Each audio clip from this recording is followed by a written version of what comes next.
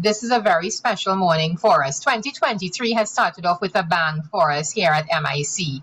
This is a project that has been long overdue. We've heard many journalists and others talk about their lack of getting information, or the lack of understanding on the side of the authorities when they try to access information.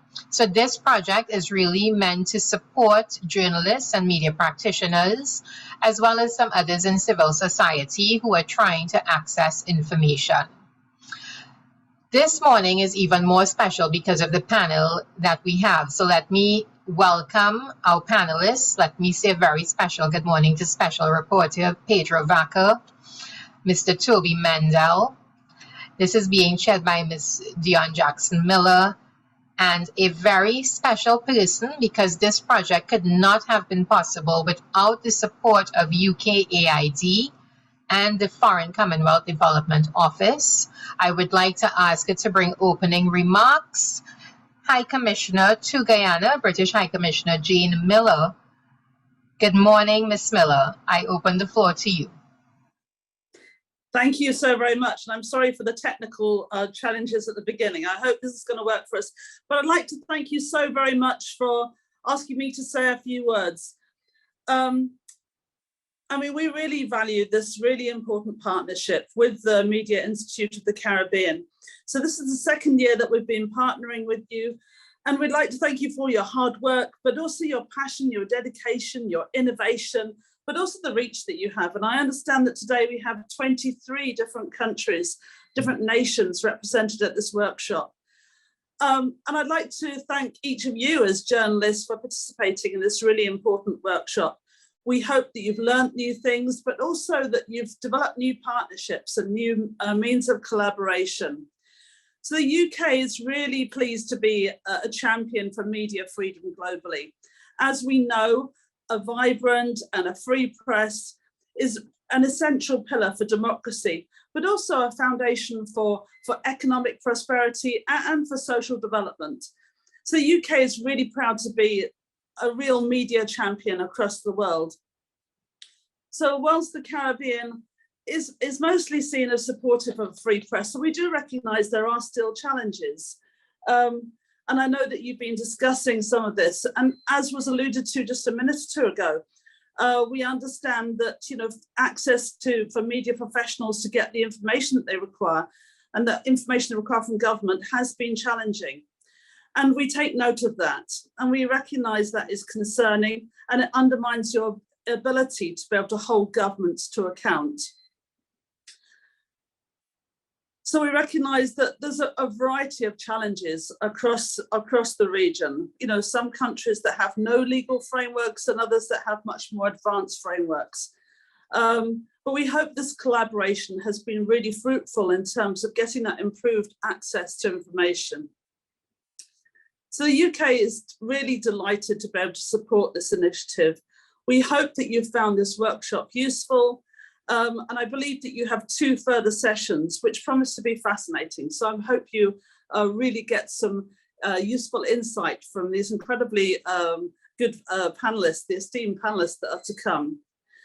And we also hope the complementary toolkit and the help desk that the Media Institute of the Caribbean has put in place really helps you in your learning and in your inspiration in your practice. So in conclusion, thank you to the Media Institute for the Caribbean. Thank you to each of you as being participants. We recognise that your job is not easy, but it is so important. Please don't shy away from those difficult topics, because it's through you that we strengthen democracy, we strengthen economics and prosperity, and we strengthen the people across the region. So thank you very much for asking me to speak, and I wish you all the very success for the rest of the session. Thank you so much. Thank you very much, Ms. Miller, for those kind words and for supporting the work of MIC in the interest of democracy and, of course, transparency and accountability in our region. Folks, we're about to continue now. Just a couple of quick house notes for you. If you get disconnected, please rejoin using the same link. We do have someone monitoring the waiting room, so they will be able to let you in. If you have any questions or there are any comments during the course of this morning's panel discussion, kindly place them in the chat box and our moderator will choose when she can take those. We may open the floor from time to time, but in the interim, we ask you to keep your microphones on mute and keep your cameras off, especially if you have bandwidth issues. If you do drop off and you rejoin on another device, remember that sometimes it is not on mute and we will be able to hear you. So we ask you to please monitor that on your side. So without further ado, this is the highlight of our project. We are halfway through the FOI series, and I would like now to hand over to Mrs. Dionne Jackson-Miller, who will be moderating the panel, and she will lead us. Dionne? Thank you so very much, Kiran. Yes, my name is Dion. I'm coming to you from Jamaica. I'm a journalist here as well as an attorney at law. Now, in the presentation that I made kicking off the series of webinars on access to information, one of the things I said is that it's really important for us to understand that when we're trying to get information from government, when we're trying to access this information, we're not asking for a favor. We're not supplicants, that in fact we have a right to access information held by the government because that information is held on our behalf. And access to information or freedom of information has been recognized as a human right. It has been so recognized by the United Nations systems and by the regional human rights institutions, notably the Inter-American system. We've also seen that recognition in the European as well as the African systems as well. And we thought it was just such an important concept that we wanted to devote a webinar to exploring those ramifications as well as the implications of access to information and freedom of information as a human right. So we have in the access to information world an absolutely star-studded panel for you today. We're going to be hearing from Pedro Vaca. He is Special Rapporteur for Freedom of Expression at the Inter-American Commission on Human Rights. Toby Mendel is Executive Director of the Center for Law and Democracy, and we're going to be hearing as well from Dion Abdool, who is a board member of Transparency International. Now we're going to ask Pedro to kick us off, and let me just say that the Inter-American system, as I mentioned, has been absolutely critical in the recognition of access to information as a human right. The Inter-American Court was the first international court, in fact, to recognize access to information as a human right derived from the right to freedom of expression. So, and the statements and the declarations of the special rapporteurs in the Inter-American system, along with those in the United Nations system and the European system, have been critical in furthering the acceptance of this right. Pedro, over to you. Thank you, Dion. I would like to thank also the Media Institute of the Caribbean. It's a pleasure to be with you all, Kiran, Toby, and all the people that is connected. I just wanted to say that the work that the Commission and the Special Rapporteur Office do is focused on state obligations, and I want to show you like an Inter-American frame in a sense of recommendations that we put on the states to improve their institutional frame in order to do in an accurate way the obligations around access to information and freedom of expression. So if it's possible to share this the presentation, I want to share, I would say, 5 lessons learned from the experience of the Inter-American systems around these issues. The first topic is the need to establish an independent supervisory body and enforcement body. The second one, it's around limitations. I mean, as any human rights, we do not have absolute rights, and limitations are also part of the debates around freedom of expression and access to information.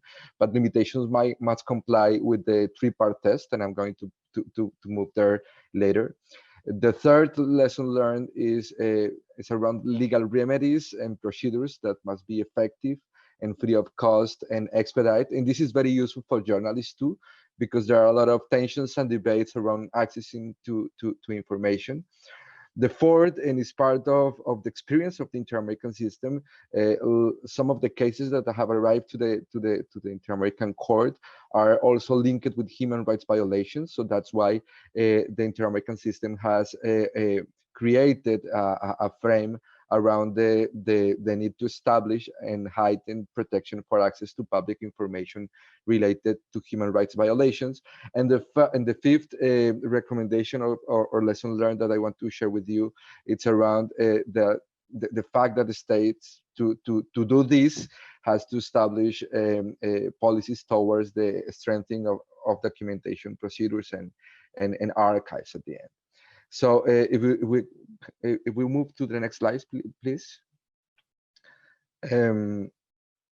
Okay, so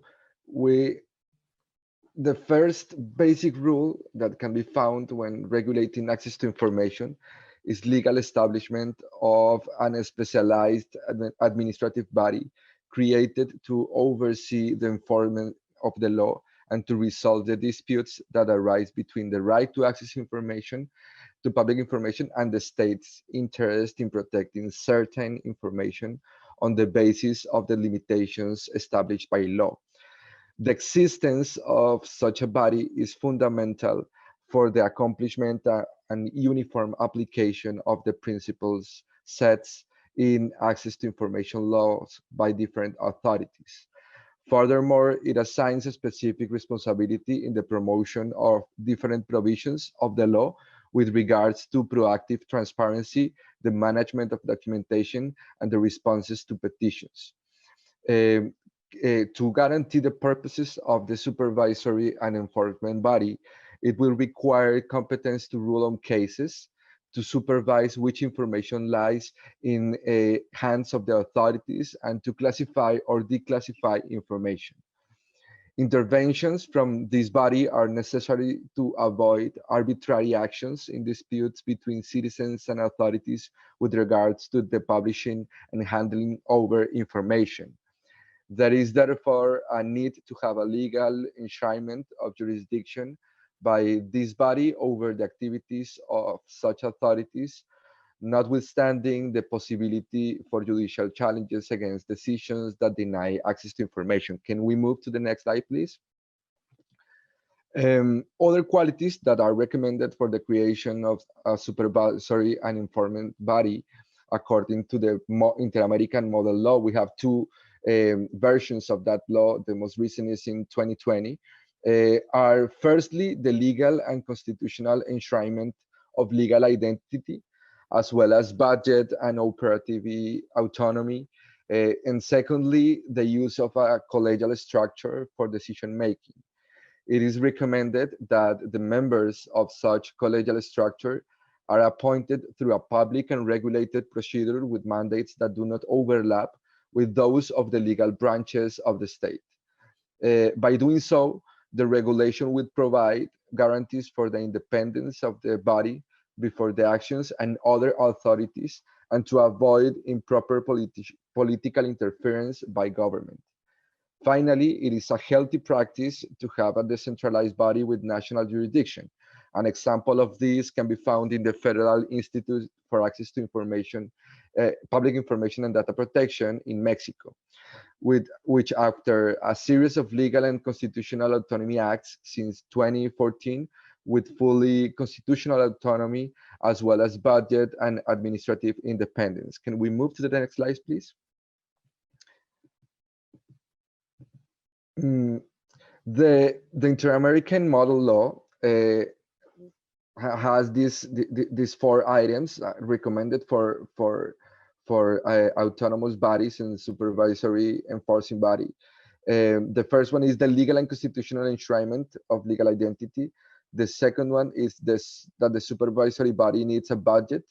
The third is the collegial structure. And the fourth is that the process to appoint these members should be public and regulated by a specific procedure. Can we move to the next recommendation? I think is the second one. And we go to limitations. So the Inter-American Model Law established 2 types of classification.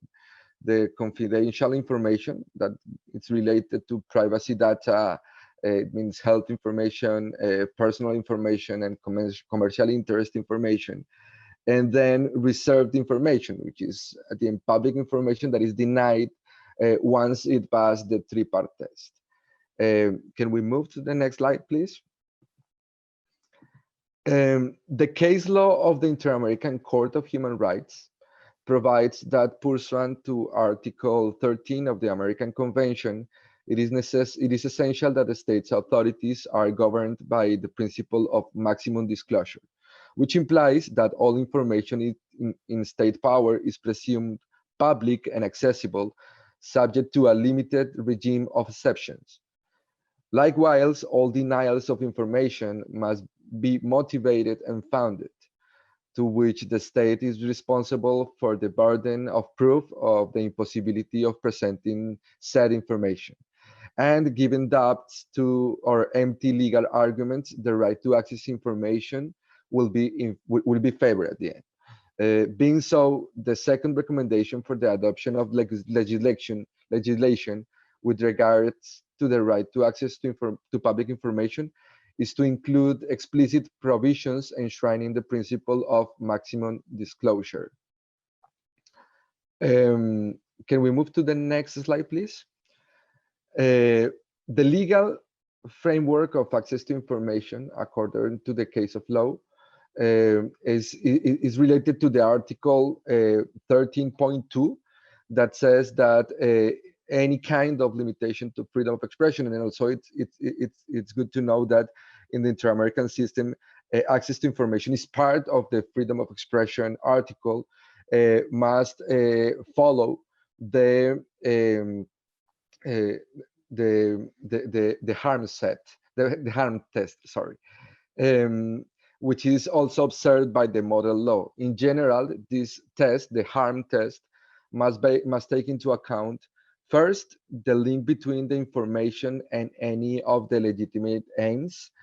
Second, the need to demonstrate that the disclosure of the information effectively threatens to cause substantial harm to such aim. And third, the need to demonstrate that such harm is greater than the public interest in receiving the information. So it's not only that the restriction or the exception to access to information has to be legal, it also has to be necessary in a democratic society, and the restriction has to be proportionate, and for that reason is that this harm test had been shown by the Inter-American system. So it is not only that there's a law that limits the access to information, there's also a duty to put arguments and to support that in each specific case why the restriction is down.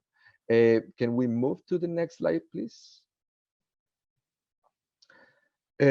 So this is the three-part test. The limitation must have clear indications that any limitation to this right must be prescribed by the constitution of the law or the law. Second, the limitation must pursue a legitimate objective from the ones established in Article 13.2 of the Inter-American Convention. And third, the limitation must be necessary and proportionate for achieving a present social need in a democratic society. This brings us to a field in which we have like an outstanding sentence, that is that the rule should be transparency and access to information, and the exception should be a limitation to this right. Can we move to the next one, please? Then the third lesson is that we require legal remedies and procedures that must be effective, free of cost, and expedite. The purpose of access to public information is that citizens can seek, receive, and disseminate such information. For such purpose to be fulfilled, the regulation to this right must provide a simple recourse that is easy for everyone to access and only demands basic requirements that must be free or have a very low cost enough so as not to discourage request of information. The lack of resources for the easy accessing to information with appropriate times for response or low cost disincentivize the citizen oversight on institutions and facilitates the culture of silence. The creation of obstacles to free or low-cost access to public information, particularly through the imposition of additional cost, is a barrier to the fulfillment of the right. Several regulations and courts have also provided that citizens must have a right to access to information in every format, which implies a right of the individual to decide their preferred ones. In that sense, for example, the Constitutional Tribunal of Costa Rica has ruled that citizens or individuals can access any information in the possession of their respective public entities and bodies, regardless of its format, whether it be documentary, files, record, archives, electronic or digital databases, electronic files, automated filing systems, diskettes, compact disc, audiovisual tape recorded, etc. So, and this is very interesting because now that journalists are doing data journalism, sometimes the format is very important for, to process the information for newsrooms and so on. Can we move to the next slide, please? The fourth lesson is from the Inter-American system is that it is necessary to establish a high height protection for the access to public information related to human rights violations. The information related to human rights violations has a special value for democracies, since the member states of the American Convention have a duty to prevent, investigate, and sanction crimes against human rights as a result of Article 1 of the Convention. Information related to those rights has an undeniable value and is indispensable not only for pushing investigation forward, but also for preventing these deviant actions from being repeated.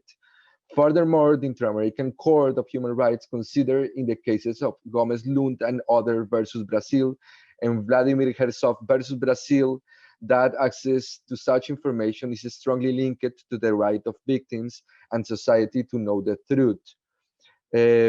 This right creates two obligations in the hands of states: an obligation upon the states to clarify and investigate facts, prosecutes those responsible for cases of serious human rights violation, and depending on the circumstances of each case, to guarantee access to the information available in state facilities and files concerning serious human rights violations.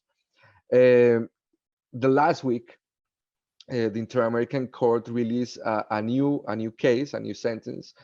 Is the case of Flores Bedregal versus Bolivia. And the court established that authorities must guarantee access to information to the relatives of the victims of forced disappearance of persons, and as well as to the society as a whole, in order to ensure the right to the truth. The right to access to information requires the active participation of all the authorities involved. It is not enough to provide or allege and the non-existence, for example, of information to guarantee the right to access to information, but rather all efforts must be exhausted to establish whereabouts of the victims. And this is a case of disappearance. In this sense, the declassification and access to document of the security forces is essential in order to ensure a transparent investigation. And we move to the final slide, which goes to the fifth recommendation or lesson learned, and is that states must establish policies towards the strengthening of documentation procedures. As mentioned before, the right to access to public information requires that the existence and usability of information. Without this basic guarantee, the right can become innocuous. This issue has been addressed in the process of the creation of the Inter-American Model Law in 2020, which was brought to the need to have a specific model law for the proper management of documents.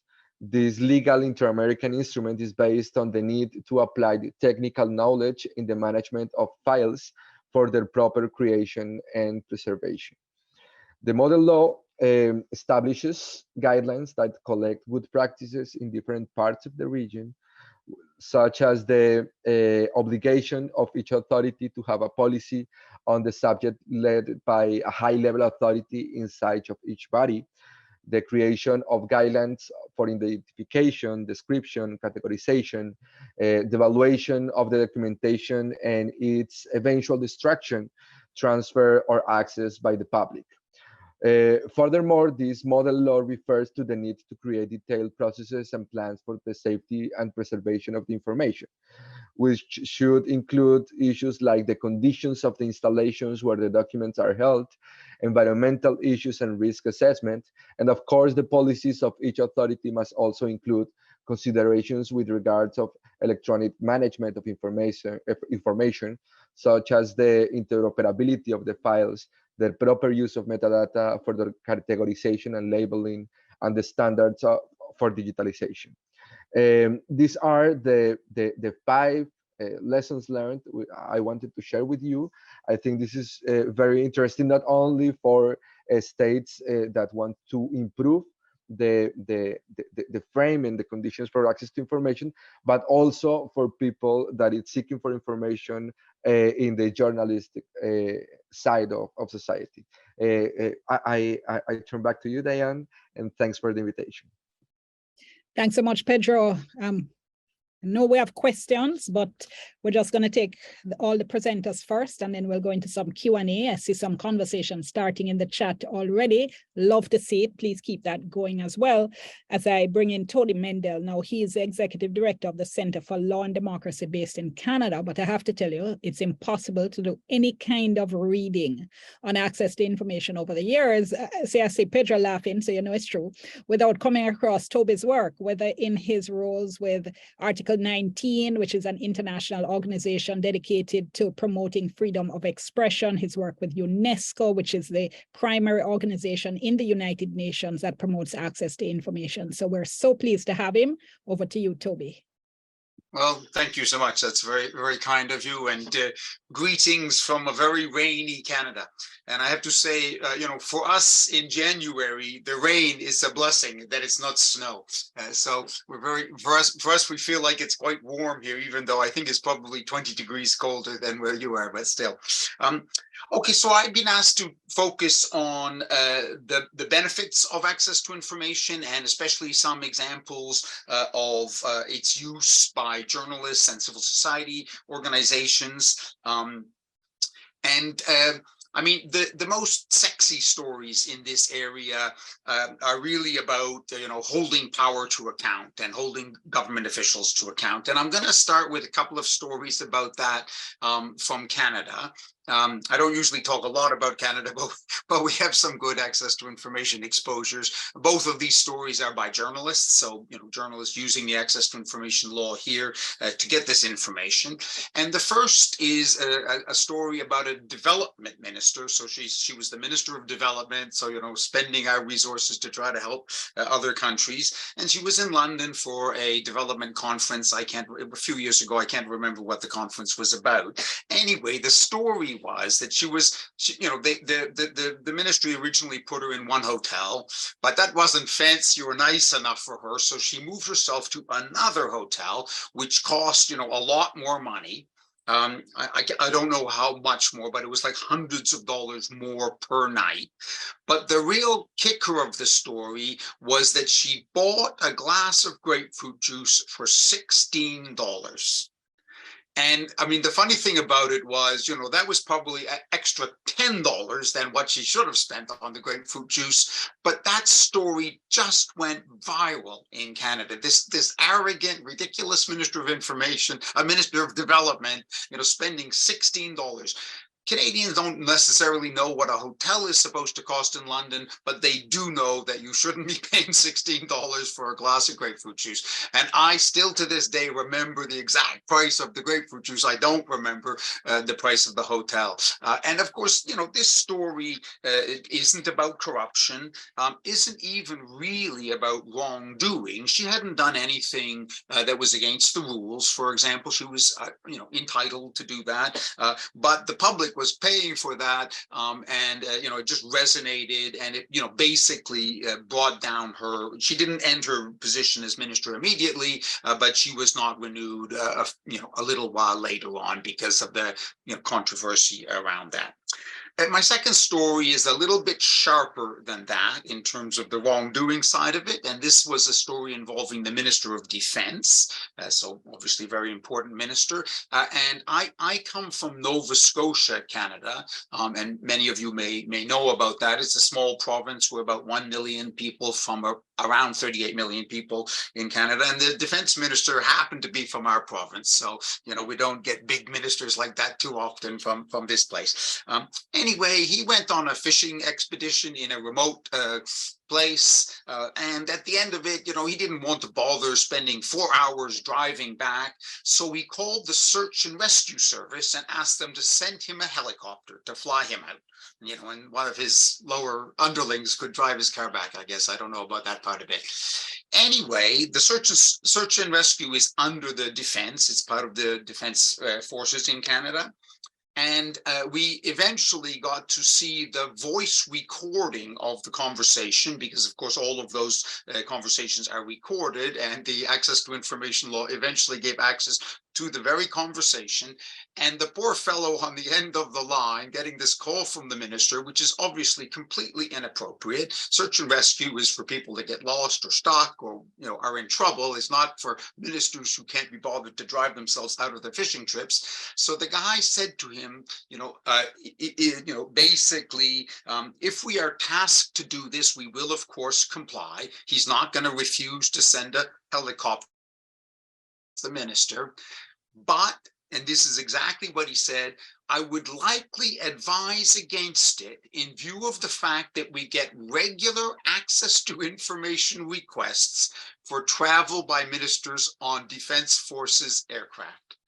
In other words, he didn't tell the minister, forget it, we are not wasting our resources to fly you around like a tourist. That's what he should have said in a proper, situation. But what he did say was, watch out, we have an access to information law. Somebody is going to find out about this. Minister was too arrogant to bother with that. Said, no, send the helicopter. They sent the helicopter. And a little while later, indeed, some journalists made a request for the information. I guess, I don't know, but I guess the journalist had no idea about this particular incident. They just regularly ask which ministers are flying on Defense Forces aircraft. And then they go through it to see if they can find something interesting. Probably when the guy first got the information, he thought, the minister got stuck up there or had some problems or whatever. He didn't realize, probably what a good story this was. And of course, again, it shows, the arrogance and to my mind, this is kind of a form of corruption, basically, misuse of public resources in the wrong way. So that story also had a lot of, travel. Minister didn't end his job immediately, but, later on wasn't renewed. I do want to stress, though, that although these are the more sexy stories, the more high-profile stories, there are many, many other benefits and many other very effective uses by especially journalists, but also civil society groups. And just to give a couple of brief examples, so there was a case in Slovakia a couple of years ago. So they have a lot of forestry in Slovakia, as we do here in Canada, of course, and the companies that were exploiting the forest were required to develop forest management plans for the part of the forest they were working on. Those plans were considered confidential, but partly because perhaps they included business advice or confidential business information, but basically they were just not published. A human rights, an environmental NGO, not a human rights, an environmental NGO was pushing for those, used the access to information law, was originally denied, went through the oversight body that Pedro had talked about, and on the basis of the public interest override, so yes, the information was confidential and had some commercial secrecy in it, but the overall public interest in accessing that environmentally sensitive information was of greater value than the secrecy interest. So the oversight body demanded the disclosure of the information. And today, all of those forest plans are proactively disclosed. So from the point of view of them being secret, then the environmental NGO fought and got one of them, and now all of them are open. And I mean, you know, we can go on and on. There are endless stories about these successes. And I won't tell too many other stories, but for example, we have a lot of great stories about access to information serving to improve development, being used by individuals for their personal dignity and human rights benefits, anti-corruption. There's every country has some good story. Every country with a functioning access to information law has some good stories about corruption. And last but not least, because sometimes, you know, those of us in civil society don't always think about this, but access to information is good for business. And this is, you know, an important argument to use if you're trying to get your government to adopt an access to information law.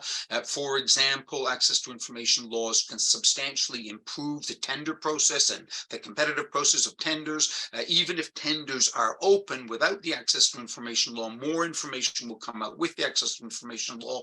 And businesses that didn't succeed in the tender can go back and look at the other ones and see, you know, what wasn't successful about their tender, and they will improve their tendering process next time. And of course, government holds a ton of information that's useful for business. Yes, they proactively disclose some of it, but they may not know the exact piece of information that this business or that business needs to know. So here in Canada, about 20% of all of the requests come from business. So, I mean, you know, they're not making those requests just to waste time or just to enjoy themselves. They're doing it because it's good for their business. I'm going to end up with a couple of not exactly health warnings, but you know, to counteract this rosy picture that I've just been painting. I mean, it's hard work to make access to information a success for you, for journalists and for civil society. It's not, you know, these stories make it sound like information comes flowing along and everything's nice and easy. That's not how it is. It is hard work, and especially if it's either the early days of your law or it's the early days of implementing your law, which could be quite a long time after the law is adopted. So you may have adopted a law, but nobody really implements it, and then you push them to implement it. And I always tell journalists and civil society groups, I mean, if you're making the first request or the initial requests to a public body that hasn't dealt with requests before, you should see that activity as a training exercise. You're training the public body. They probably don't know anything about the law. They don't know how to implement it. They may not even have an information officer, even somebody that's responsible for applying the law. So you need to walk them through, take a copy of the act and give it to them, explain to them what they need to do. Think about it as a training exercise, not as an exercise where you're getting information. You may in the end get some information, but the big thing you're doing in the early days is training. But then after a few such training exercises, they'll get used to the idea, they'll get used to the procedures, and all of a sudden, you know, information will start to flow. So, I mean, I think that's a first point. And a second point, a few years ago, we did a training in Indonesia, and as part of our training, we asked people to, as part of the two-day training, in-person training, we had a session on developing your own access to information requests. And it was the first time we used that approach. And I was a little bit surprised. 80% of the requests that the participants brought were going to the police or the military. I mean, they were very valid and legitimate requests, but they were, you know, really trying to get some hard information. There's no reason not to do that, but in the early days of an access to information law, you know, could be a good idea to start with some easy requests, go to the Ministry of Health or the Ministry of Education or one of those ministries that's more used to dealing with people, that's more, you know, liable to be open, and get things going that way, experience some successes, and then move on to the really hard cases after that. I'll stop with that, although, of course, very happy to take questions and discussion. Okay, thank you so very much, Toby. Really appreciate that. And We're going to go straight into our Q&A section, so do feel free to put up your hand at this point or drop a question in the chat.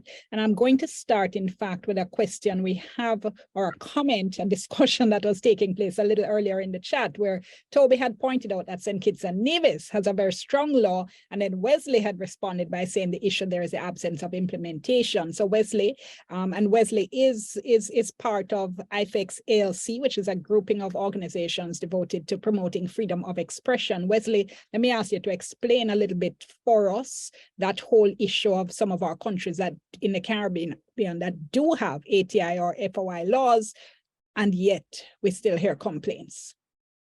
Well, thanks a lot, Dion. I think, but we have German on this call as well from St. Kitts and Nevis. I think that I believe that the situation there is that the law had been passed and a certain level of infrastructure had been put in place, but it's practically not in existence. Nobody uses it. I mean, the process perhaps is there, but it's unutilized. Not only underutilized, it's unutilized. And also in the other instances, Trinidad and Tobago, Belize, etc., where you do have fairly early versions of access to information laws, I think that one of the principal problems, and Pedro pointed to this when he spoke about the acceptable exceptions. I think that one of the problems with those in instances where there are laws is that this whole thing about the limited regime of exceptions that Pedro talks about, great liberties are taken there. So there's one example in Trinidad and Tobago where a particular application was made regarding a member of the board of the Central Bank of Trinidad and Tobago. And the matters related to the central bank were very promptly included as part of the list of exempted institutions, and which meant that the government was under no obligation to release that information. So I think that's a weak point, even in instances where you have access to information laws that are used. In fact, I said in the chat that in Trinidad and Tobago, you have at least 2 very strong and recent instances where they were used, not by journalists, by regular citizens trying to get to the bottom of state information. So I know I said a lot there, but the first point is that it's all well and good to have good and strong legislation, and St. Kitts and Nevis, is widely acknowledged to be among the stronger jurisdictions when it comes to that. But secondly, in instances where you do have access to information laws, the application is such that there is too much flexibility around this question of the exemptions or the accepted areas. Okay, well, let me let Jermaine come in then and perhaps share a little bit of your own experience in St. Kitts, and from your perspective, why is it the law isn't working? Hi, morning, everyone. Yes, we do have legislation on the books when it comes to freedom of information. But as it stands currently, there are a number of loopholes within that piece of legislation. And from discussions that the local media association had with the current Attorney General, he's currently working and he's more media friendly because he sat on a board of one of the radio stations, and he understood some of the challenges that we have, some of the challenges we have with the existing legislation. So he's now seeking to fill those gaps, plug those gaps, so we can better be able to utilize the existing legislation. But the challenge in general with the existing legislation that a lot of journalists and civil society organizations have is that the people in the various departments, government departments, agencies themselves, they do not understand the existing legislation and freedom of information legislation in general. So they tend to hug the information as if it is theirs. I mean, I was working on a project and I sent a letter over to a permanent secretary, and the response that I got did not warrant that level of response from her. She did not acknowledge receipt of that correspondence, and it was sent about 2 to 3 times. And she was questioning, why does the public need this information, right?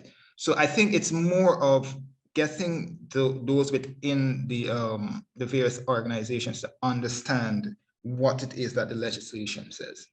Okay, and before Toby and Pedro come in, I just want to ask Nazima Rahubir to comment as well, because she's from Ghana and she has also previously raised concerns about the lack of use of the freedom of information law that exists in Ghana. Why is it, Nazima, that it's not working? Thank you, Dion, and it's good to see Mr. Mendel also here. Sorry, I don't think my camera is working. Mr. Mendel has actually been in Guyana and has contributed to our FOI legislation, if I remember correctly. It is basically very political at this point. There's this incestuous nature of the bill that we have here, the law. The current Commissioner of Information actually was the Attorney General, under whose guidance the law was passed on. I mean, that can mean anything. But right now, there isn't an office for the Commission of Information. It is operated out of property owns. And this has been in existence for a very long time.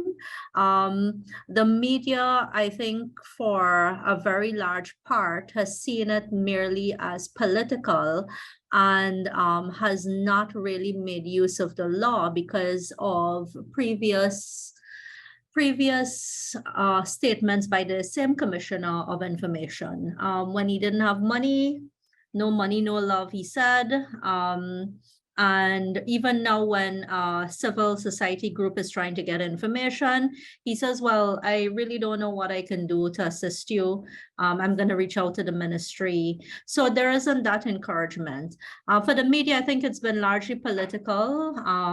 They haven't really used the law because they haven't seen it at work in any way. And there's this sort of preconceived notion that it's going to be shot down because of politics and because the commissioner is not independent, and therefore the commission is not seen as independent. Right. Thank you so much, Nazima. I just want to acknowledge that we have been joined by Dion Abdool, a member of Transparency International. Great to see you, sir. Just before I come to you to ask you to share thoughts with us, I just want to get some response to these concerns we've been hearing from the members in the room. So I'll go to Toby first and then to Pedro after. So what happens, Toby? You fight and you lobby and you advocate and you get a nice freedom of information, of access to information law in place, and then it doesn't seem like it's working. Toby first, what to do? Yeah, so I mean, I think the first point I'm going to make, because I think most of us are journalists or civil society activists. I mean, we have some responsibility here too. If there are very few requests, then the law is not going to work. Public authorities, it's quite a lot of effort to make this thing work. And yes, it's a law, yes, it's a human right, but if nobody is asking for information, public authorities are, not going to go through the whole process of appointing an information officer, training that information officer, putting in place the procedures. That's a lot of work. And if nobody cares about it, nobody's asking, of course, legally they should do it. We can make theoretical points like that, but I can tell you from my experience around the world, those countries which have a higher volume of requests tend to have much better operating systems. So, we as civil society and journalists, we need to do our part and make the requests. And not just, and as I said before, the first time you make a request or in the early days, you need to put some effort into it. You need to use your request to train them. Yes, they didn't appoint an information officer. So you make the request, you force them to appoint the information. Then you educate that information officer, because that person won't be educated or won't be trained on the law. And, you don't know it if you haven't. So, taking our responsibilities in that sense, I think, is quite important. And we need to do that thing as well. I think that it's very important, and again, I mean, Pedro can speak more about this, but the oversight body is, in my experience, an absolute litmus test for whether these things work or not. If you don't have an oversight body at all, or you have an oversight body that's ineffective, unfunded, not independent, whatever the problem may be, then things are not going to be working very well. If you have a strong, effective, really active information or commission or commissioner or oversight body of whatever sort, that's going to make a real difference. And I mean, Wesley talked about the problem of exceptions, and I mean, it's impossible without writing a 1,000-page law to have exceptions that are perfectly clear in every guiding situation. And officials are going, I mean, they're going to, as Jermaine said, they see the information as their information. They're not used to sharing that information. They're reluctant to share that information. It's not part of their culture and their tradition. And they're going to, even if they're not, even if they're operating somewhat in good faith, they're going to genuinely think that the information should be secret, because they actually do think that, even though it's not really very logical. And that's where the oversight body can really, can say, no, that type of information is not. And so appealing to the oversight body, again, us as civil society, we need to do that. Support may be needed to be given to the oversight bodies. They need training too, and support, but they can really help take even a mediocre, a really bad regime of exceptions is hard to overcome, but even a mediocre regime of exceptions, a good oversight body can really, interpret, narrow, use the public interest override if you got one. So I think there are, even a decent law it gives you a lot of material to work with, but you do have to work with it, I guess, is my main. Thank you so much for that. And Pedro, your thoughts, your advice in this kind of situation? Thank you, Diane. It has been a very interesting conversation. I have like 3 clues I want to share. The first one is, let's think about like some step by step. So first of all, we need the state societies, we need a legal frame. Then we need an institutional implementation, and then a social use. I think that a legal frame goes to at least 2 points. We need guarantees for accessing to information, and we also need accurate drafting or writing of limitations. And this is tricky because a lot of limitations and secrecies are or were written before access to information laws. So when we go to national security, to the information of the state, we also carry on the history of secrecy. Then the institutional implementation requires a lot of things. The culture of secrecy. Most of the public servants truly believe that the information belongs to them, not to the society. And that goes to a human resources challenge. We need next generation of public servants thinking that the documentation and the files they manage, they have in custody, belongs to the society as a whole. In the institutional implementation, we also need financial resources, because transparency costs. and if we have defunded institutions, then there's a lack of transparency, even if they want to do so. We need the structure, we need this oversight body, or we need independence of the operators of transparency and access to information. And then for the social use, we need this, the institutional implementation and the legal frame as something known. And the role of journalists there is very important. I mean, if you ask me where we are, I think we are in the bridge between the legal frame and the institutional implementation. We are not yet, unfortunately, in the social use.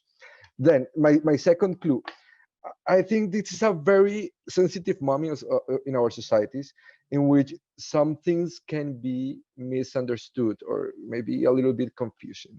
So one thing is public information that belongs to all of us. Then it's very different from institutional communication, even propaganda. So for example, if a public servant says, I'm going to give you an interview that goes to the perception of the information. I mean, the data and the information are collected in files, and those files should be accessible. And why I am putting this, because in the monitoring that we do in the region, some governments are showing as public information and achievements in transparency, but at the end is closer to propaganda. No? And I think it's very important that civil society and journalists stay in the line of asking for neutral information, because some information could be in favor of governments and public servants, and there's other information that is not. And guess which is the information that they are going to hide? The information that it's uncomfortable, no? But the information should be accessible, regardless it is in favor or puts the government in an uncomfortable situation.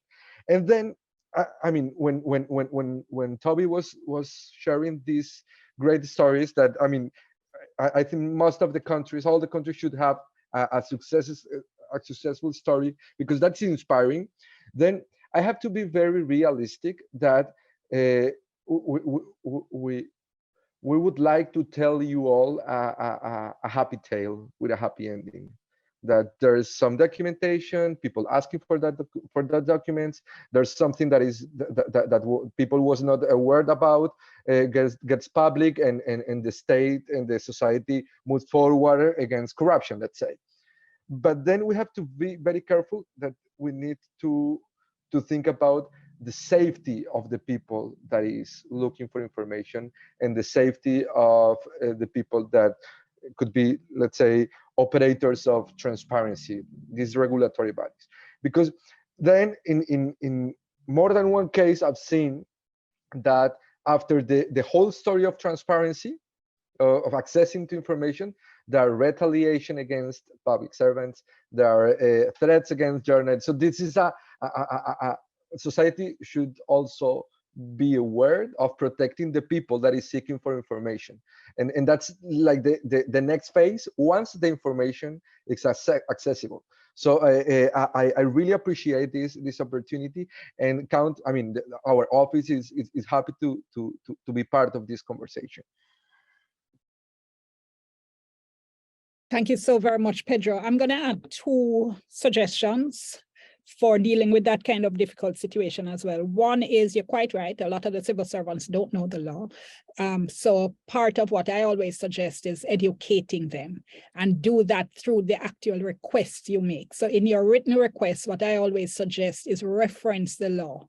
You know, we are making this request pursuant to the Access to Information Act or the Freedom of Information Act. If you get back a response, for instance, in which they say, why do you want to know? You respond saying, pursuant to Section 6(2) of the Access to Information Act, we have no obligation to tell you what we need the information for. So that's one thing. At every step of the way, respond by, and of course, to be able to do this, you need to be able to know the law. So respond by citing the law and pointing out where it is they're going wrong. And the second thing I would suggest is, don't be afraid to write stories about the fact that information is being withheld. And especially in cases of access to information and freedom of information, where it is that the information is being withheld or the procedure according to law is not being followed. Contrary to the Access to Information Act, we have not been able to get acknowledgement or whatever it is within the time. And the third thing is that this is a great point to promote the Access to Information Help Desk that the Media Institute of the Caribbean has launched, because this is part of what we want to do. If you're feeling frustrated, if you're making requests and you're not sure what to do next or where you can go next, the help desk is here now to actually take a look at your law and to help to suggest, perhaps even to suggest a formulation or the steps forward that you can take to try to get the information. But I really have to underscore the point that was being made that ATI is not easy. The fact that you've got a law doesn't mean that it's all smooth sailing. We have to remember that as those of us who are journalists and those of us who are civil society advocates, that part of what we have to do is to persist. Government does not want to give up information that's going to embarrass them. Part of what has to be done in holding them to account is to keep pushing forward. On that note now, speaking about embarrassing government, perhaps it's a great time to bring in Dionne Abdool, who is the director of Transparency International, the major international organization which deals with government oversight and which of course publishes the Corruption Perception Index every year, which makes government and politicians quake in their boots to see where they're going to come out on the ratings. Thank you so much for being here, Mr. Abdool. Let me turn over to you for your thoughts on this issue of access to information and human rights. Good morning, and thank you for your welcome, Dion. I see we share perhaps almost the same first name, so hopefully that will give us a good start. I like what I hear when I jumped in to this discussion, but let me start by putting your president, Kiran or Maharaj, one of the statements that I pulled said, access to information is truly an underpinning of democracy, where transparency is needed to ensure the public's best interest is served. It is the bedrock of democracy. And as you mentioned, the CPI, access to information for us is one of the threshold pieces of legislation that we look for and towards in a country to determine, first of all, whether their processes, their systems, their laws, their public expenditure is transparent. It goes hand in glove with others such as campaign finance and procurement legislation and the like. Access to information is key to that. Just another word, in looking at the Caribbean, for example, over the years, we have, I think, subject to correction, 8 jurisdictions that have enacted freedom of information legislation. And in all of those, from Belize to St. Kitts and Nevis recently, there is a framework, a legal framework for access to information. So I want to underscore the point made by Mr. Mendel, is that we need to use that legislation. Those of us on the side of civil society and media, use the legislation, use that which is available to us to access the information that we require. Now, to use that legislation, we need to have an understanding of it. And only when we access first of all, legislation itself, where it's available to us in our jurisdictions, will we be able to know what our right truly is to get information.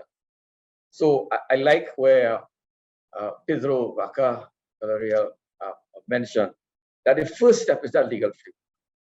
If we do not have that legal framework in our countries, in our jurisdictions, then the first step has to be for us to agitate for that legislation to be put in place, so that we will have that threshold of legislation, so that we may perform better in the annual CPI put on by Transparency International, so that we will have at least the platform to make the request for the information that we would like to have. If we don't, then we don't have a place to start from.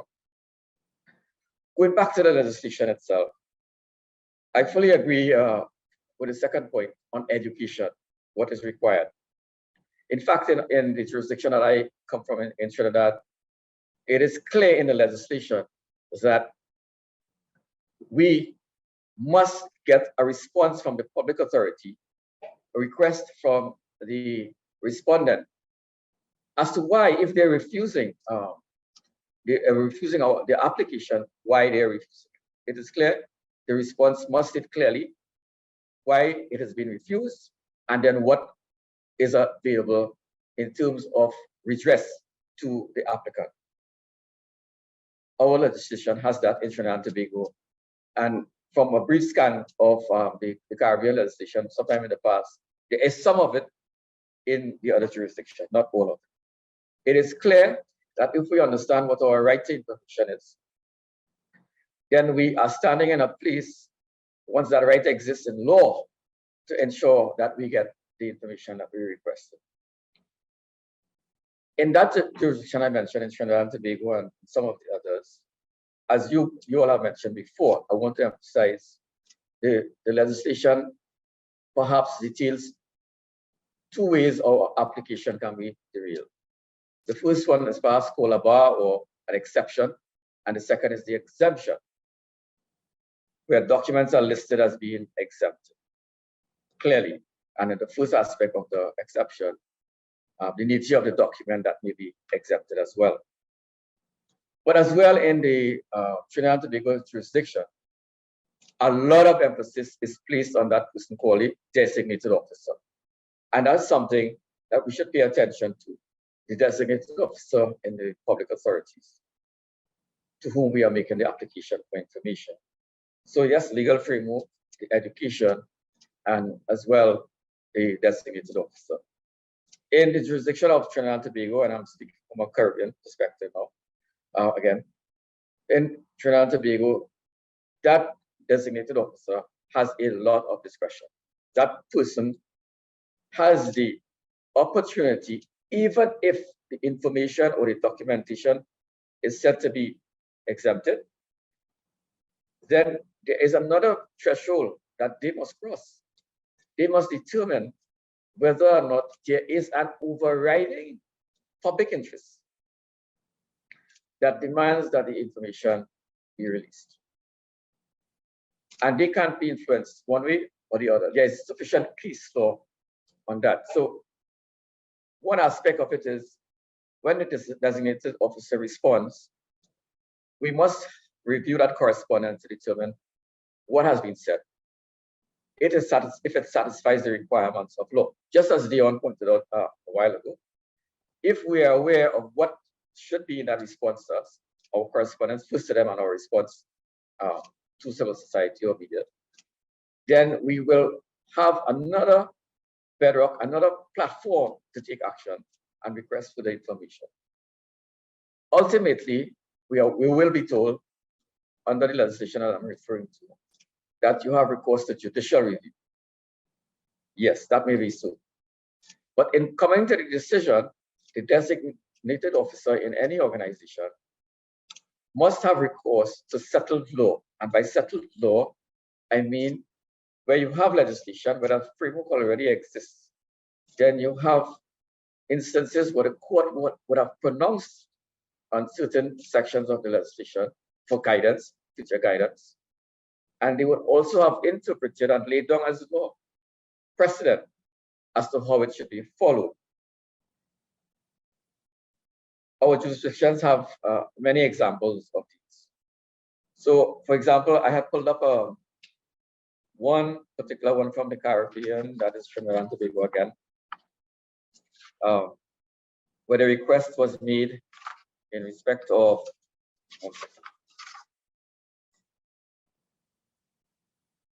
right, this is in respect of a request of the Commissioner of Police. And the court had clarified and laid down clearly, if it was misunderstood before, where the burden of proof lies. The burden of proof lies on the defendant, the public authority, that the documents requested fall clearly under the exempted definition. So my few words to you this morning is to emphasize and endorse what I've heard when I joined the meeting, what I've heard spoken of prior to this looking on at media, that we need to inform ourselves of the requirements of what the law is. If there is no law, we need to agitate for that law to exist. If it exists, we must ensure that we are current with the law, that we understand it. We are seized of the advice that we may need to have. And I see that the MIC has now established its office to help media and other persons. Avail yourselves of it. In our countries, all of our countries, there are attorneys who may be willing to assist civil society, to assist media, to get the advice that they require, to get the support that they require to pursue the information that are subject to the freedom of information legislation.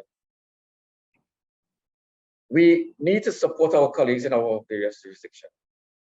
We need a system with our experience and the knowledge that we have. So for example, I also read one of the MIC events, the UNESCO regional event in the Caribbean recently, where Judge Winston Anderson of the CCJ, the Caribbean Court of Justice, noted some of the many challenges that we have with effective implementation of access to information legislation and so on. A simple matter, you know, that causes many issues, delays, frustrations, and so on. One of which he pointed out to was the need for a clear definition of the word public information. What is public information? And in some of our jurisdictions, there is some settled law on what is defined as public information, separate and apart from what is defined in the legislation itself. We must be clear, because if we are not clear what is defined as public information, a wide range of documentation may not be available to us. So we go back to the point about having the legislation, part of the threshold, educating, as was pointed out before, and then seeking to enforce that right, that enforced right, that embedded right that we have in law. Thank you very much. Thank you so very much for that. And that point about the first place to start is by getting a law leads me to another shameless plug, which is for the ATI, the Access to Information Advocacy Toolkit that the Media Institute of the Caribbean has launched. Now, the whole idea here is that we know advocacy is time consuming. We know even writing a letter is time consuming. So what we've done for you is to develop a whole list of documents that you can just take and use as a template and adjust and adapt to your use. It's things like templates such as, for instance, writing to parliamentarians to ask for their support, writing to creating a coalition of non-governmental, business, academic organizations to help you advocate. There's an op-ed there, a draft op-ed that you can use. Again, you can adapt it to your use, and you can then, send it out to the media houses in your organization.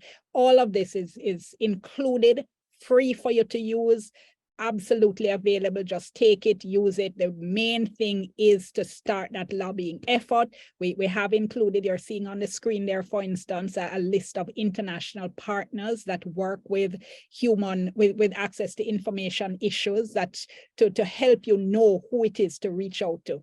There are suggestions for organizations that you can reach out to in building your coalition. There are talking points. We've done all that work for you, all the research for you, talking points that you can use in discussion or in media interviews. So there's a whole lot of information, free, available. You're seeing the topic there, Freedom of Information, Access to Information Advocacy Toolkit, prepared by the Media Institute of the Caribbean. And know that the link has been dropped into the chat. So we're imploring you, please access it, use it, start that advocacy going in your member countries, and let us know how the process goes and if there's any way we can reach out to help. Now, there's a really interesting question in the chat from Emmanuel. Emmanuel says, much of our focus on freedom of information or access to information is on the public sector. How do we extend this to require the private sector to share information on request? I would say, just before I hand over to the panelists, Emmanuel, that if you notice, the phraseology is a lot around the access to public access to state-held information, because that is what has been recognized as a human right. There are circumstances in which private sector organizations are held to have a duty to share information, such as, for instance, when they're performing what are called public functions. So, for instance, in Jamaica, our major power provider is a private organization, the Jamaica Public Service Company, but because it's a public function supplying electricity to the country, it's designated under our law as an organization that has to respond to access to information requests. Toby, you are responding. Let me let you pick up on that perhaps, and then Pedro. Yeah, I mean, I think there's two elements of this, and the first is what you started to describe there. I mean, strong access to information laws do cover a number of private bodies and treat them as public authorities. That is where those bodies are owned or controlled by public bodies. So, you know, here in Nova Scotia, we have, for example, a lot of, you know, the tourism board is a gongo. It's technically a private body, but the board is essentially controlled by the government. So, you know, bodies like that should be covered by your access to information law. Where public funds are paying for the activity, you know, sort of follow the money type of idea. You know, where those public funds come from the people and they should know how their money is being spent. So that's also. And then, as you just mentioned, where bodies which may be fully private in nature and may indeed make a profit, so they're not funded by the public purse, you know, airports or power companies or whatever, different things. I mean, in the United States, a lot of the prisons are run by private companies, you know, on behalf of the public. Of course, they're funded by the public. Anyway, those bodies should be treated as private, as public authorities for the purposes of the law and covered in the same way to the extent of those things, like, you know, only to the extent of that funding in that case. But then there's a more radical idea behind that, which some countries, but very few countries have gone to. So South Africa is the leader basically in that. They cover all private bodies. Doesn't matter if you have no connection to the public sector at all and you're not pursuing a public function of any sort. If the information is needed for the exercise or protection of a right. And the South African courts have interpreted that to mean any right, not just a human right. So a much wider package of rights than just your human rights. It's had mixed success in South Africa, I would say. It's interesting. It's certainly interesting to study and look at. There are other ways to impose transparency obligations on the private sector. For example, in sectoral ways like, you know, labeling food or requiring health and safety information to be provided or whatever, environmental impact assessments from companies that do environmentally risky activities and to publish those, of course. And so there's a lot of sectoral areas as well, but that's not quite the same thing. You can't, those don't enable you to make a request, which is at the heart of these things. I'll stop with that. Thank you so much, Toby. Pedro, would you want to comment on that? Thanks, Dion. Yes, I think that Emmanuel's question goes straight to what I would say is a fascinated field of access to information and transparency. We have to realize that we have different scopes of law in the region. We have laws that are focused on the executive transparency and access to information of the executive branch. And for example, those laws are not quite well implemented at the judiciary or the parliament, or other public entities. And then we have other laws that have thought about a wider concept of, I mean, closer to public interest information. Public interest information for sure is in the public entity, but also could be at the private sector. A private sector that, for example, goes to extraction, oil, carbon, public sector that provides health services, public sector that manage public documentation, and so on and so on. So I think that in the cases of countries that do not have a very sophisticated law, if the conversation is going to start now, for sure, I would advise like the entrance door to public interest in addition to public information, because it's a very unique and timely intersection. But then in those countries where there's an existence law, most of these debates are solved by the judiciary, and the judiciary finally, in most of the cases in Latin America that we've seen, it's opening that door to public interest information that could be enhanced or custody or produced by the private sector. And then I would say, I mean, just probably this is wider than the focus of this session. But I think transparency as a concept is irradiating the whole society. NGOs should be transparent. There are some demands of transparency of media outlets in journalism. There are, I mean, transparency around tech platforms. Transparency is becoming a democratic value that goes beyond the state policies and attitudes. So it's good to move forward to transparency and access to information to other actors in society. And go ahead, Dion, I see your hand up as well. Yeah, I just wanted to underscore the point about the current legislation that I've seen in the Caribbean where it impacts. And that is the area where there's the expenditure of public money. And at this time, that is where we seem to be focused on, right? At this time. But even within that fairly limited area, there are opportunities for us to access information. For example, as you pointed out, Dion, in your space. In our space, they might be called special purpose companies, but they are limited liability companies where the majority shareholder is the state. And once they are spending or they have access to public funding and are spending public monies, then they should be subject to the legislation. So that's one area. There's another area we have been looking at in terms of private sector. Just to answer that question, I think it's a very, very intriguing question. Those companies which trade on the public market,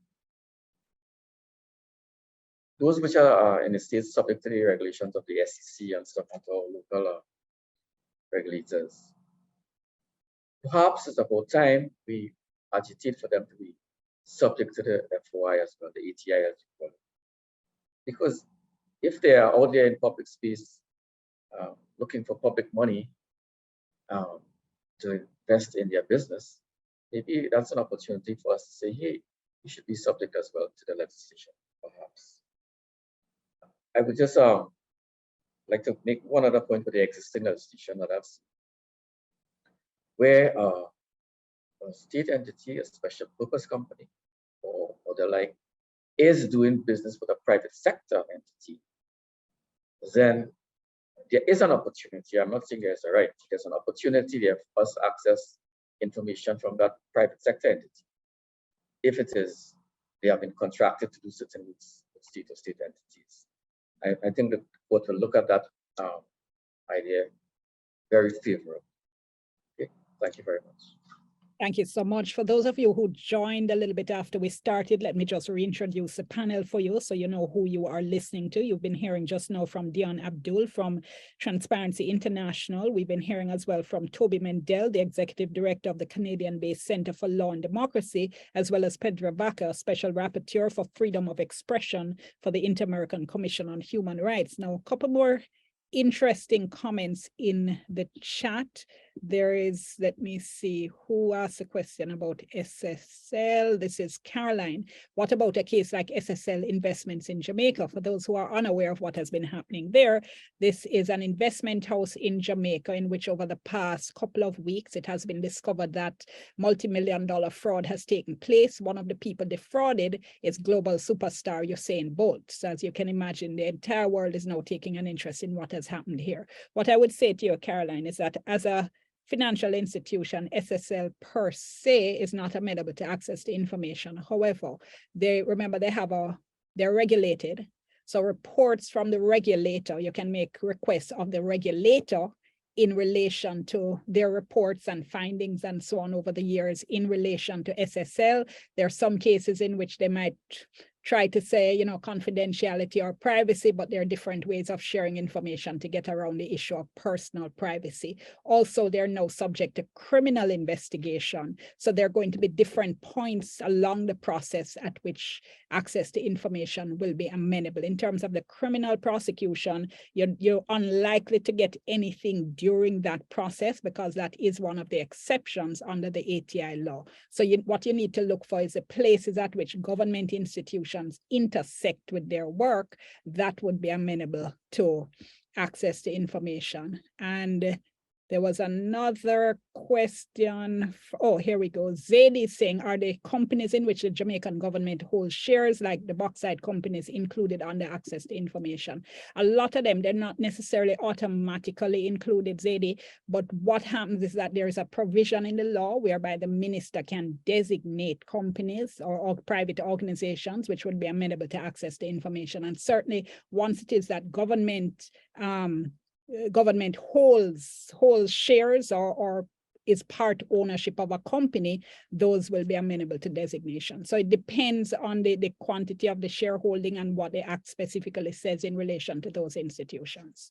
If they're not automatically included, you can ask for the minister to have them so designated. No, I wanted to ask as well, where for you, Toby, do you see ATI working best? That's a broad question. I mean, I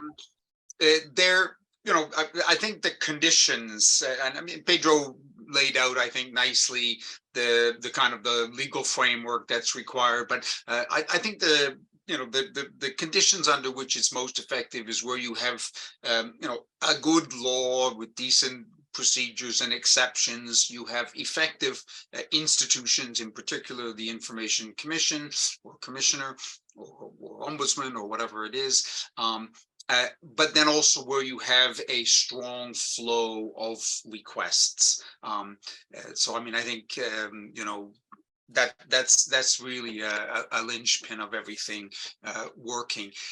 But I also think, I mean, you need to, so Mexico, for example, has one of the most effective oversight bodies in the world, very, very active, very engaged on a lot of things. They have a strong volume of requests. Civil society is pushing, and journalists as well, and others, so fight, people, the demand side people, as I said before, we've got to fight our corner to make this work. So that's a key element of a successful system.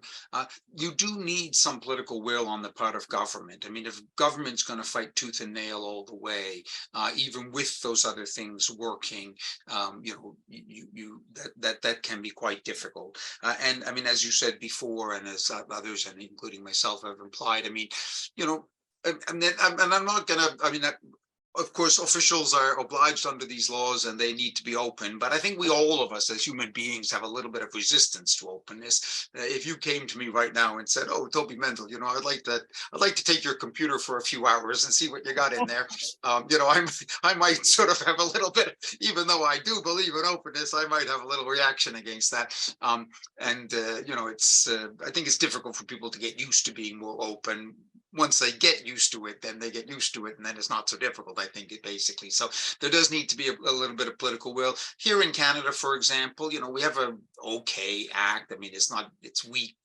It's way too weak for a country like Canada, but it's workable. But we have a bad relationship between requesters and the government. The government resists a lot, and that gums things up. Even though they don't break the law, but they use everything in the law that they can to resist and things. So I think that you need a little bit of flexibility in political will for things to work. I don't know if that's an answer really to your question. No, it helps. Thank you so much. And Toby also added to my response just now about the companies in which government has shares by quoting from Jamaican law, and says it's not very clear. And he's saying not sure if the appeal tribunal of the court or the courts have clarified this.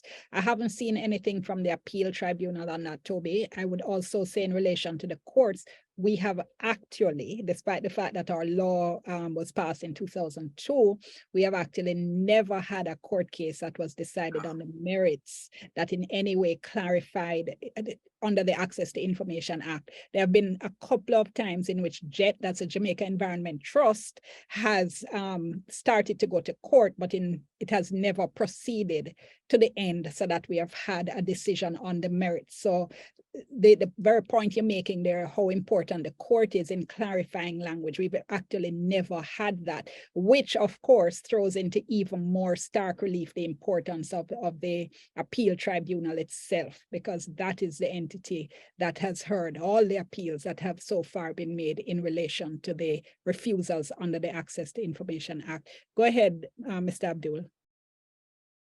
Yeah, thanks. I just wanted to perhaps offer a response to your initial question. Those countries where we see the ATI or the FOI most functional, and I just have to look at those countries where they score high in the CPI, the Corruption Perceptions Index. So we're talking about people like, or countries like New Zealand, the Nordic countries. We find where transparency levels are high, the FOI is most used, and we find that it's available, it's trusted. And in fact, in Norway, I was present at an event where trust was defined as the currency most utilized in that particular jurisdiction. So I just wanted to offer a response to you where transparency levels are high, where the Freedom of Information Act, or the ATI as you put it, is available. Procurement legislation is available, campaign finance, and a high degree of openness in public decision-making and expenditure, you will find it most functional. Thank you very much. Thank you so much. No, let me see. I think I saw another comment coming in.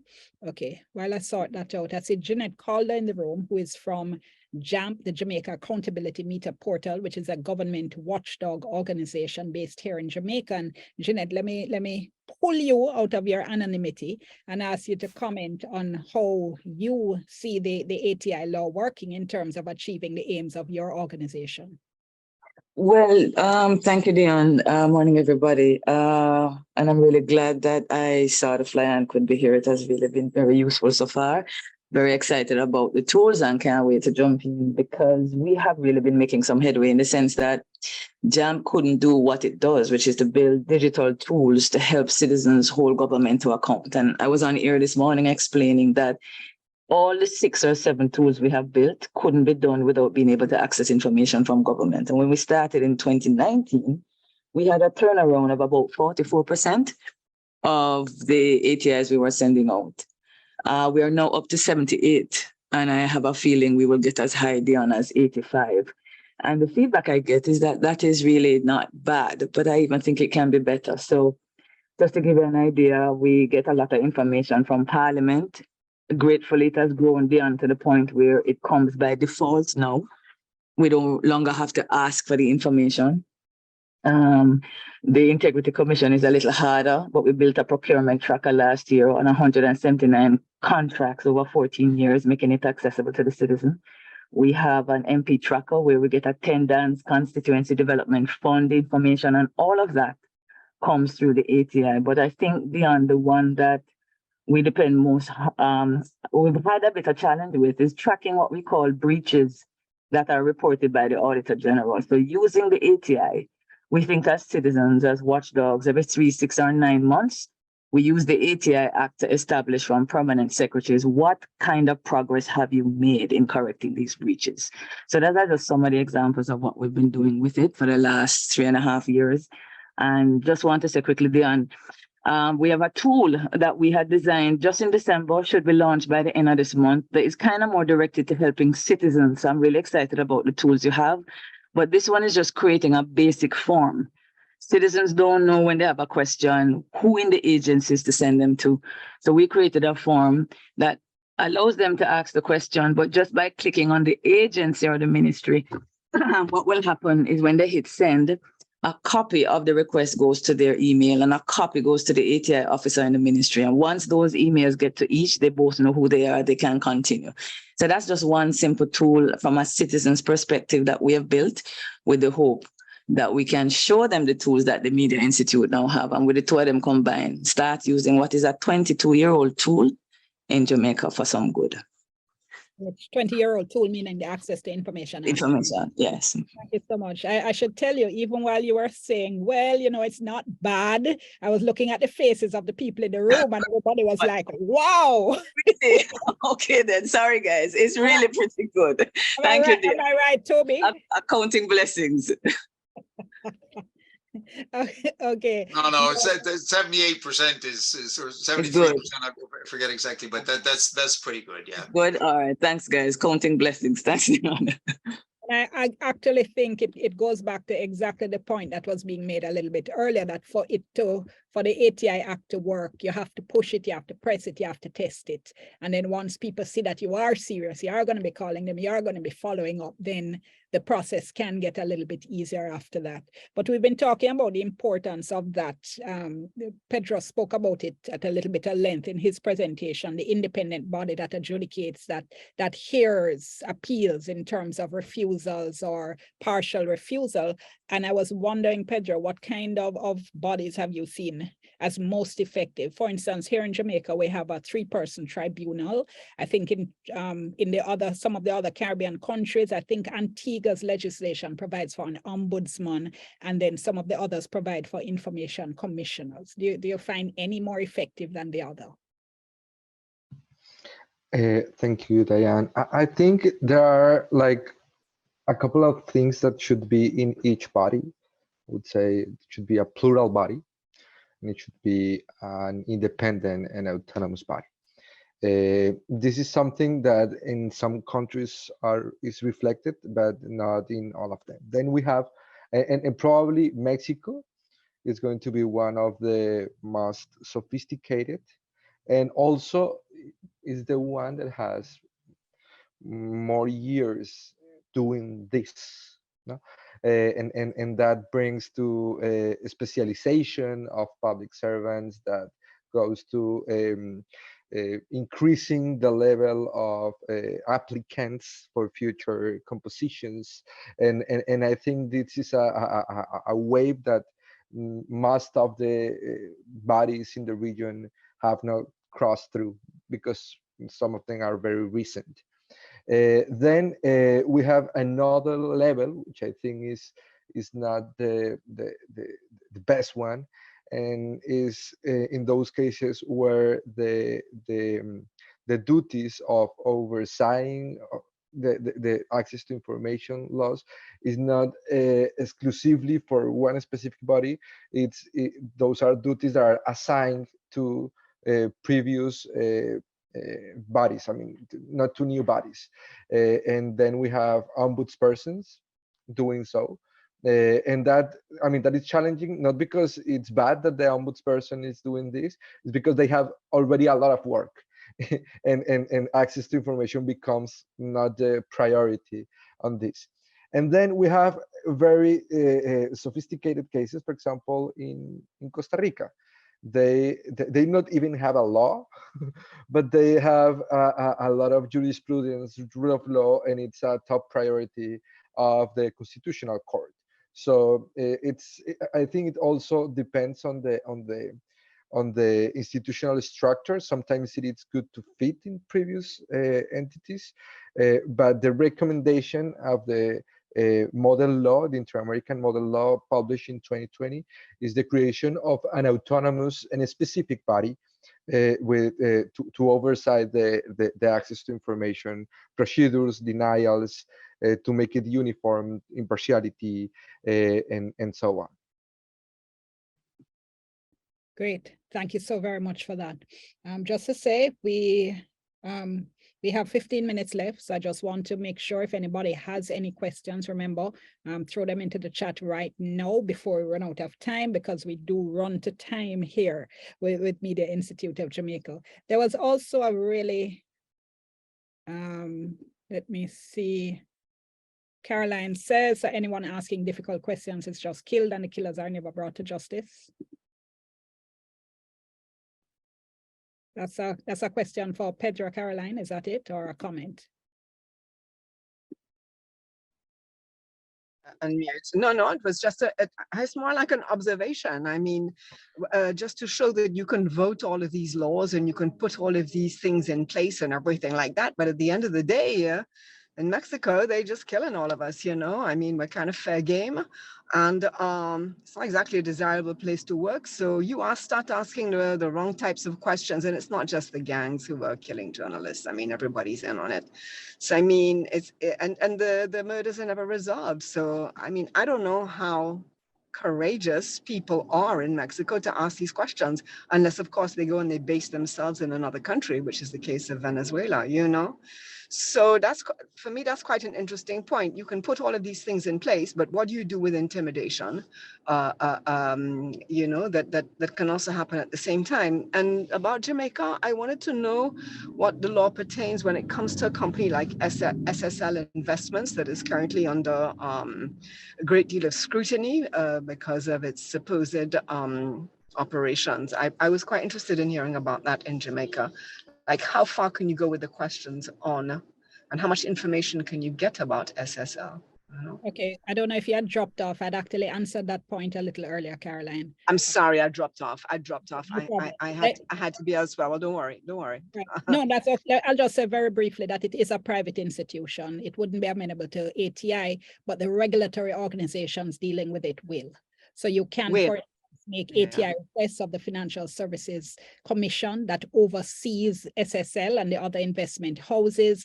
You probably are going to get some pushback because they're going to tell you that, you know, information is private, they can't cause panic in the sector and whatever, but that's the point at which you do have to push through and see how much you can get, even if some of it is redacted. But you've raised an absolutely critical point that I want the others to weigh in on.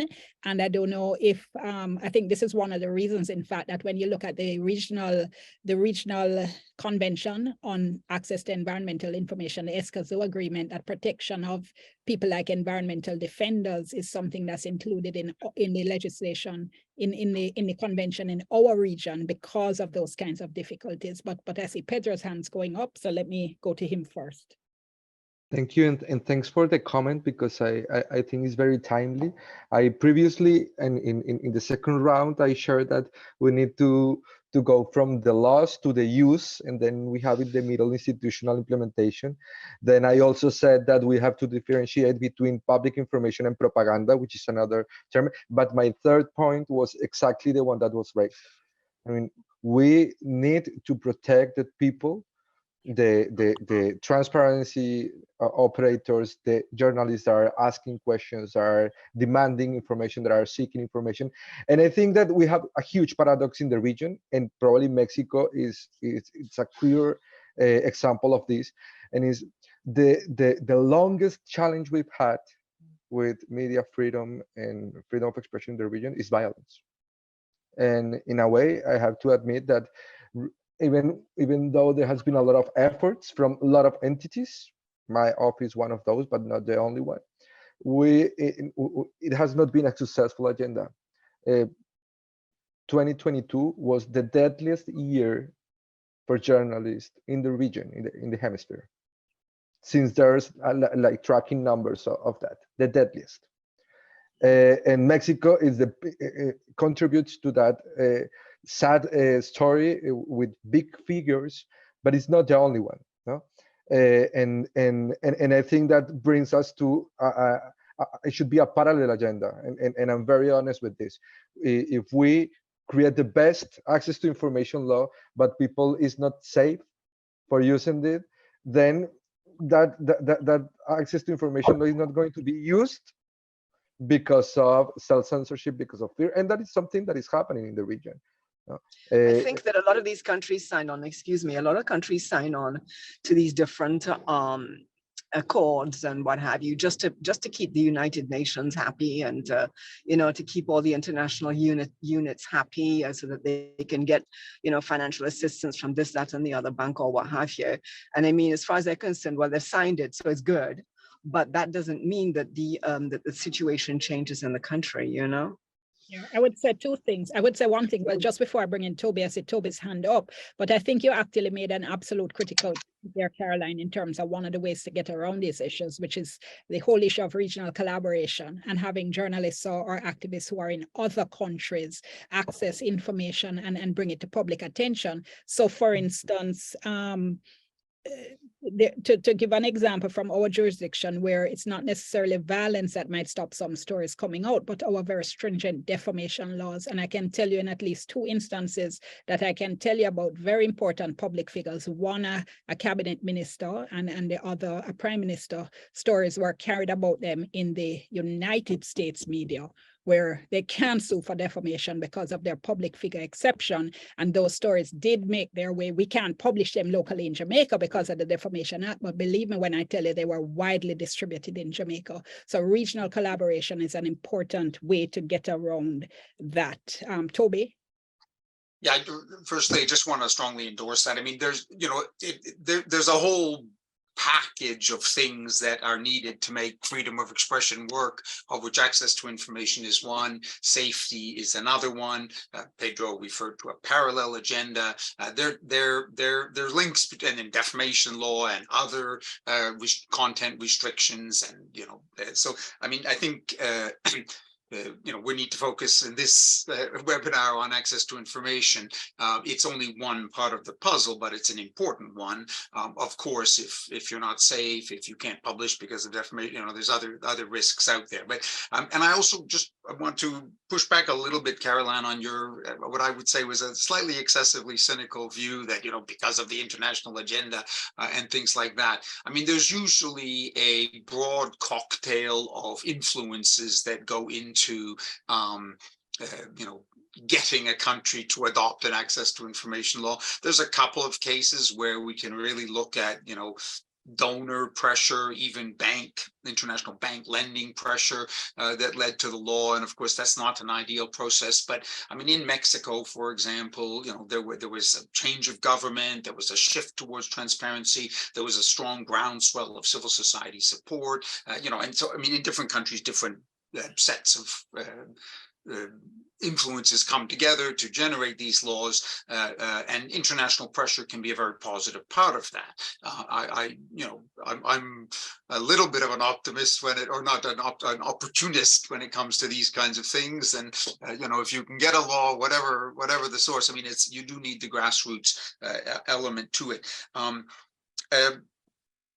Which makes it work. I mean, you know, as I said before, if you don't have the demand, so if somebody just plops it down a law from outside, you know, the Asian Development Bank in Pakistan did that, and you know, nobody used the in 2002, and nobody used the law, and it wasn't legitimate and things, and you know, that was a bad process and wasn't successful. But there are other cases where I've done quite a lot of work myself with the World Bank, for example. But as long as you connect with civil society, and like Tunisia, for example, being quite a success story with a lot of World Bank involvement there.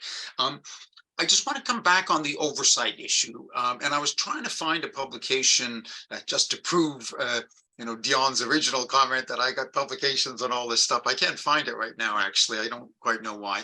But anyways, I mean, I published a piece actually with the World Bank in Sri Lanka on access to information, and looking at different oversight models. And for me, of course, I mean, Pedro highlighted some of the factors, but for me, and this is a challenge for smaller countries such as you find in the Caribbean, but I mean, with the, you know, Jamaica and Trinidad and Tobago, some of the larger ones being less of a challenge, but some of the really small ones, it's more of a challenge. But having a dedicated body. So, you know, it's okay to have an ombudsman, but the model doesn't work as well, in my experience, as the dedicated information commissioner or information commission experience. So if you can manage to get, I mean, if you're, you know, I once did some work on this in Dominica, a country at that time of 85,000 people. I mean, it's hard to create a dedicated information commissioner in a country with just that number of people. It just, you know, there's only so many bodies you can have. But if you have a larger country, then definitely I think there are some significant advantages to having a dedicated one, possibly combined with the privacy data protection function. There's no problem to combine those two functions, but once you combine it with the wider ombuds or human rights functions, I think it dilutes the focus of the body, dilutes the expertise of the body, and the examples I've seen of that have been substantially less effective. So to the extent that you can possibly manage a more dedicated body combined with privacy is a good package, but otherwise that's something to work for, I would say. All right, thank you so much. In just a moment, I'm going to ask for final comments. I see Mr. Abdool's hand up. I'm coming to you in just a moment, sir. But just to make the point as well that because of this whole issue of the importance of regional collaboration, or even if there's not collaboration, allowing journalists from other countries to access information, it's really important when you look at lobbying for your national legislation to try to avoid the formulation that says the right to access to information is for citizens of the country. Try to make sure that what is put in is a very open and open provision so that anybody has the right to access state-held information. Mr. Abdool? I just wanted to underscore the point with respect to safety and protection of journalists. In our space here, that is in Trinidad and Tobago, and I know Wesley, Kiran, they will all perhaps agree. There is a lot of protection in terms of support for each other. So the work that the Media Association is doing in supporting I saw recently one of its members who was being attacked in the press. And the work that MIC is doing regionally goes along with towards that. In the Caribbean, for transparency, for example, Trinidad and Tobago, our chapter, and the Jamaican chapter in particular, we have reached out to the Guyanese chapter, and as well, what is information in Barbados. But that same idea that you spoke about, Dion, that is the possibility that activists in Jamaica can speak on matters pertaining to Trinidad and Tobago. And where it's dangerous to do so, in Jamaica, Guyanese, Bajan, or Trinidad and Tobago activists can speak on matters in Jamaica or any of the other jurisdictions that we can think about. I'd like to also mention that there's a lot of support for the work that we do, that MIC does, that journalists does, that civil society does. Internationally, there are networks that will support and perhaps give assistance, tangible assistance to journalists and the like who feel under threat. So, for example, movement of one person out of our jurisdiction to a safer jurisdiction, and so on. I know at Transparency, for example, we have a specific committee set up to deal with that issue. So I just want to put that on the table for us to understand there is support in numbers. There is support in the association of like-minded people for the work that we do, that you do, so that you can do it without fear and without the threats that you have to discontinue what you're doing. Thank you. Thank you so much. I'm going to go back to the three panelists, ask them for very brief, meaning like 1 minute final comments, what they want to leave us with. Then I'm going to just go to Kiran and ask her just to remind us of the 2 tools that have been launched, as well to comment briefly on the regional journalism network that MIC has set up for precisely some of the reasons that have been discussed. Toby, you first. Okay, thanks so much. I mean, I just would encourage for those countries that don't have laws, very important, of course, to push for one. And I fully agree with your point, Dionne, about regional action can be very important. And of course, if we can help in any way, we're always working with groups in different countries. And I guess we'll be discussing that probably more next week, the advocacy idea of things and whatever. And for those of you who have laws, I mean, please use them. And I mean, we hear some successful examples of, and 73% or 78% success rate from 44. I mean, I think that really illustrates the point I was making, is that using these things does help to make them more effective. So my advice, get one if you don't have one, and use it if you do. Thank you so much. I'll hopefully see people next week. Awesome. Pedro?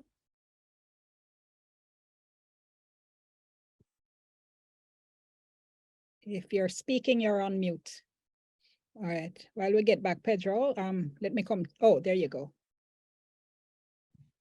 Okay, no, I would like to point three things. The first one is we have tool at the Inter-American system of human rights that could be useful for improvements, and I think all of the countries are included, even the ones that show like big steps behind now. The second point is we need journalism with or without access to information law. This is a moment where information is needed, and in which if we have more tools, probably it's going to be another element for the work. And then I'm very sensitive to the point of safety of journalists. It's something in which, more than denouncing, we need to fight against impunity, because in a way it's getting normalized, the violence against people that it's making power accountable.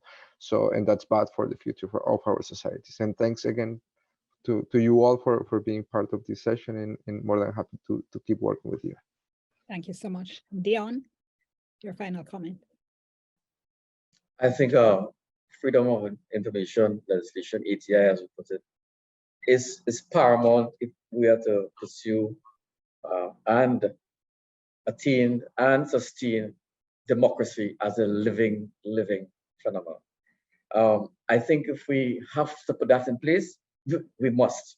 And I believe that the courts in the Caribbean will support us in making that happen. I just want to quote two lines from a judgment, from a judge in our jurisdiction, where she said, I think the recognition of this new right ought to be foremost in the mind of the court. An approach which detracts from this right or limits it in any way, which Parliament could not have intended, might amount to an unwelcome encroachment by the judiciary on the preserve of the legislature. So my final call is for us to push for that legislation where we do not have it in our jurisdiction, and for those of us who have it, to make sure that we utilize it. Thank you very much. Thank you. And just as I turn over to Kiran, just to remind you that next week is a final in a series of access to information, freedom of information workshops. Next week, we'll be delving into the reality of access to information and freedom of information in the region and looking at the way forward. Kiran, over to you. Thank you, Dion. Let me just thank all of our panelists today for being here with us and for sharing their insights. A very special thank you to Special Rapporteur Pedro Vaca, also to Mr. Toby Mendel and Mr. Dion Abdool. On behalf of the Board of Directors of the Media Institute of the Caribbean and all of the attendees, we thank you for your time today. And please share our toolkit. The FOI ATI toolkit was developed really in the interest of all, in particular journalists, but we cannot stress the significance of amplifying that message. And also the help desk. How the help desk works is a very basic and simple form that you fill out. It allows you to upload your requests, and then we will track these requests. We're actually going to be tracking what happens if you're having problems understanding how to draft your letter, even after looking at the toolkit. Then you can set up a meeting. There is a calendar, online calendar schedule. You can set up a meeting for a quick conversation. After you draft the request, you can upload it. You can then upload the outcome. So if you get any pushback, if you get a denial for the request, you can upload that, and we are going to try to help you figure out what the next step will be. All of that information is going to be compiled. We are actually doing a tracking report to be able to compile a recommendation document and position paper, which we can take to the CARICOM countries for their consideration as a framework for the region with regards to ATI and FOI legislation. For those of you who don't know, the Caribbean Investigative Journalism Network is an initiative of the MIC, CIJN.org. We encourage cross-border collaboration for a lot of the same reasons you just shared. We have seen our story shared to reach, instead of in-country audience sizes of 90,000 to reaching audience sizes of up to 5 million. It works very well for how we spread our message, how we spread the stories. So please take a look at it. And I want to encourage everyone to join your local media associations. Please, it's very, very important. This kind of advocacy cannot be done in isolation, and it can't be done by each of us or by each of our organizations. It's going to take bigger voices with the bigger vision for it to be accomplished. So please, if you haven't joined your local media associations, please do so. Please keep in touch with them. And you can always go to our partner, Association of Caribbean Media Workers. MIC was born out of the seed of the ECM. And we encourage you to also pay attention to what they are doing. So to you all, thank you again for being here. I wish you all a wonderful rest of week, and I hope to see everyone at next Monday's session. Have a good day, everyone. Bye.